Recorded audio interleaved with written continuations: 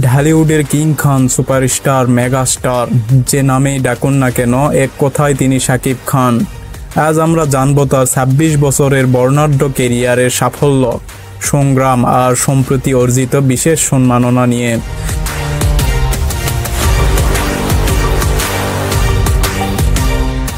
বাংলা সিনেমায় শাকিব খানের যাত্রা শুরু ৯০ দশকের শেষ দিকে।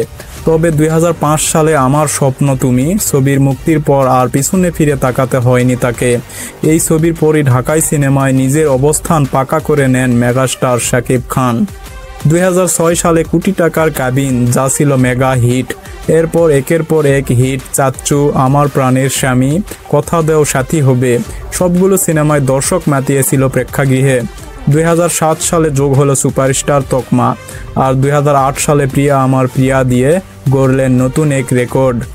শুধু সর্বোচ্চ আয় নয়, এই সিনেমা মাসের পর মাস চলেছে দেশের সিনেমা হলে। প্রায় ২ দশক ধরে বাংলা সিনেমায় একচ্ছত্র আধিপত্য ধরে রেখেছেন ঢালিউড কিং শাকিব খান। তাকে ঘিরেই প্রেক্ষাগৃহে তৈরি হয় উৎসবের আবহ।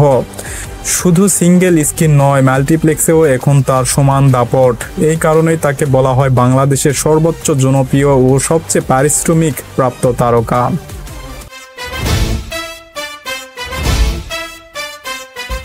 করোনা পরবর্তী সময়ে প্রিয়তমা, রাজকুমার, তুফান, বরবাদ প্রতিটি সিনেমার শুধু বাংলাদেশের নয়, নর্থ আমেরিকা, ইউরোপ, মধ্যপ্রাচ্য, মালয়েশিয়া সবখানেই উৎসবমুখর পরিবেশ তৈরি করেছে।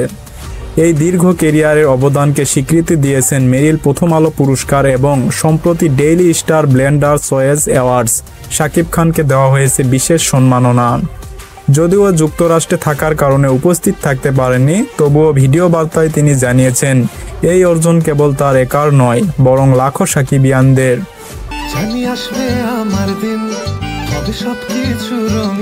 ২৬ বছরের কেরিয়ারে শাকিব খান প্রমাণ করেছে সংগ্রাম, কঠোর পরিশ্রম আর স্বপ্ন থাকলে অসম্ভব কিছুই নয়।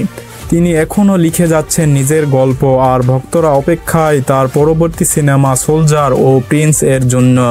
আপনাদের কাছে প্রশ্ন, শাকিব খানের কোন সিনেমাটা আপনাদের সবচেয়ে প্রিয়? কমেন্টে জানাতে ভুলবেন না। আর ভিডিওটি ভালো লাগলে লাইক দিন, বন্ধুদের শেয়ার করুন, আর অবশ্যই সাবস্ক্রাইব করুন সিনেবাজ বাংলা ফেসবুক পেজ এবং ইউটিউব চ্যানেলটি।